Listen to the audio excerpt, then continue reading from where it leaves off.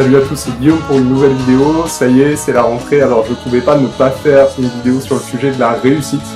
Pour réussir sa vie, quand même qu'on se le dise, ça commence par une bonne coupe de cheveux. Alors voilà, magie d'internet, tadam! J'ai un peu l'impression d'être tout nu quand même. Bon déjà, qu'est-ce que ça veut dire réussir sa vie? Ça consiste en quoi exactement? Pour en parler, j'ai choisi cette citation. Les derniers seront les premiers. Vous l'avez peut-être déjà entendu quelque part, en particulier si vous êtes fan de Booba. Les derniers seront les premiers. De Céline Dion dans un autre registre.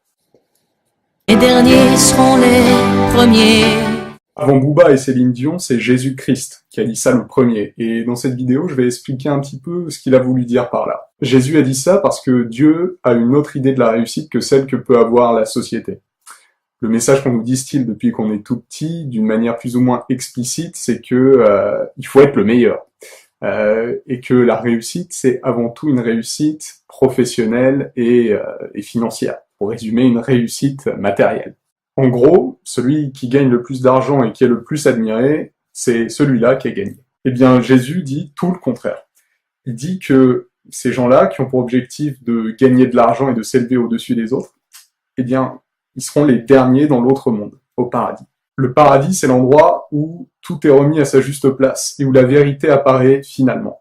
Et la vérité, c'est que cet objectif qu'on nous vend, celui d'être le plus fort, le plus performant, le plus intelligent. Le plus fort, le plus performant, le plus intelligent, le plus musclé, le plus beau, le plus intelligent. Bref, cette vie-là, c'est une arnaque en fait. C'est une arnaque parce que, au final, tout ce qu'on peut amasser sur Terre, on l'emportera pas avec nous dans l'autre vie.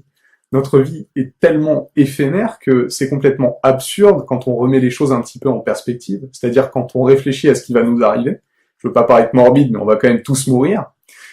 Du coup, c'est complètement absurde de construire sa vie sur des choses aussi éphémères que l'argent ou la réputation ou l'apparence. Donc si tout est absurde, sur quoi construire sa vie pour lui donner un sens?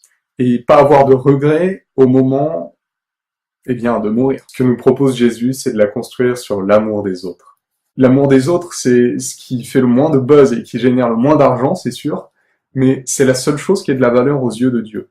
Parce qu'au final, c'est la seule chose qui résiste à l'épreuve du temps. C'est la seule chose qui disparaîtra jamais.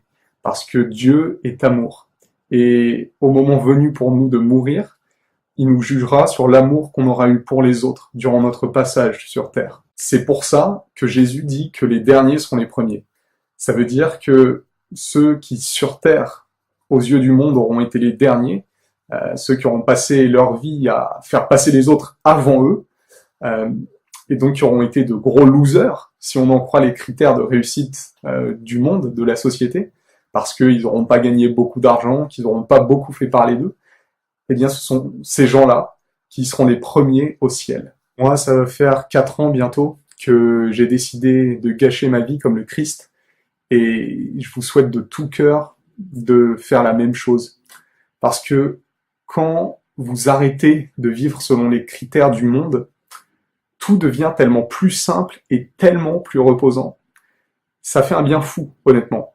Parce que vous comprenez qu'en fait, l'important, c'est pas d'être le meilleur, c'est pas d'être meilleur que les autres, mais que l'important, plutôt, c'est d'être la meilleure version de vous-même, sans vous comparer aux autres. Parce que, au final, on est tous différents, on a tous des talents différents, et du coup, c'est absurde de se comparer aux autres. Ça mène soit à mépriser les autres, soit à vous mépriser vous-même.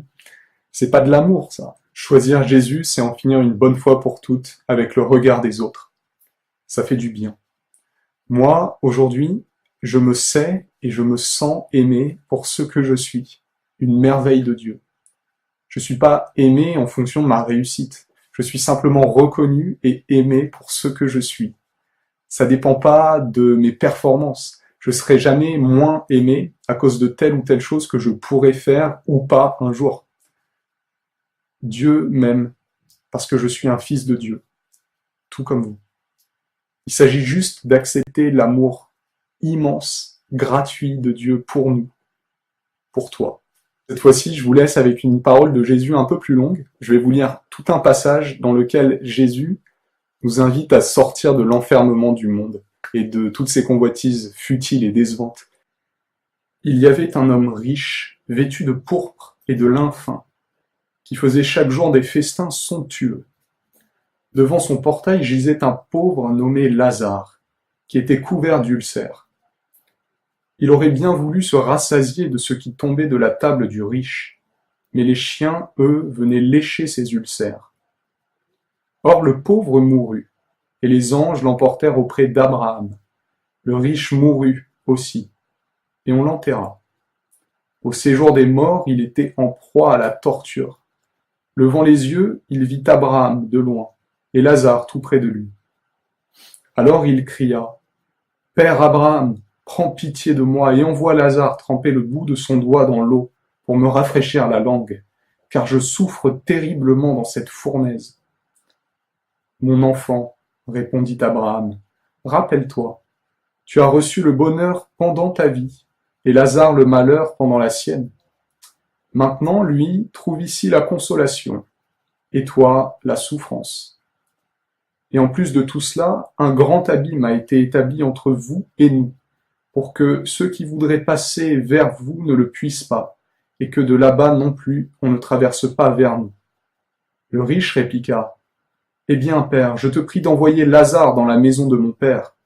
En effet, j'ai 5 frères, qu'il leur porte son témoignage, de peur qu'eux aussi ne viennent dans ce lieu de torture. » Abraham lui répondit, « Ils ont Moïse et les prophètes, qu'ils les écoutent. » « Non, père Abraham, dit-il, mais si quelqu'un de chez les morts vient les trouver, ils se convertiront. » Abraham répondit, « S'ils n'écoutent pas Moïse ni les prophètes, quelqu'un pourra bien ressusciter d'entre les morts, ils ne seront pas convaincus. »